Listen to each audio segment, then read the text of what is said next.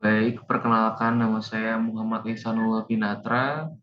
Pada kali ini saya akan mempresentasikan materi metode penelitian filsafat, spesifiknya mengenai landasan teori.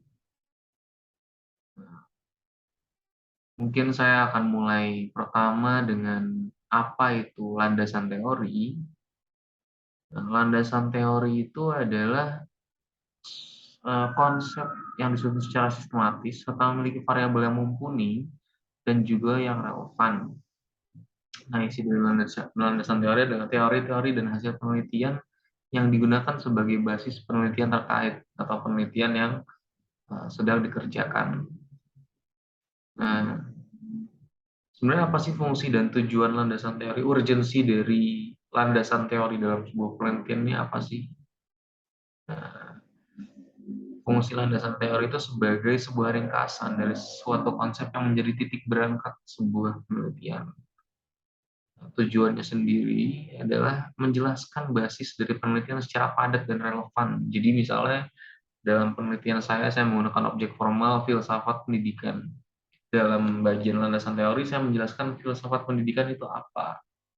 Saya menjelaskan objek formal yang saya gunakan untuk meneliti objek material. Gitu. Nah, sebenarnya bagaimana sih cara membuat landasan teori yang baik dan benar? Apa yang perlu dipegang dalam membuat landasan teori dalam sebuah penelitian?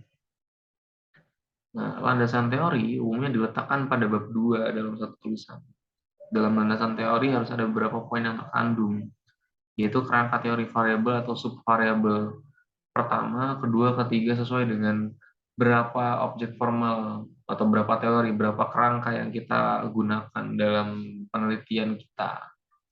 Nah, langsung melanjutkan ke kajian terdahulu, lalu dengan kerangka berpikir.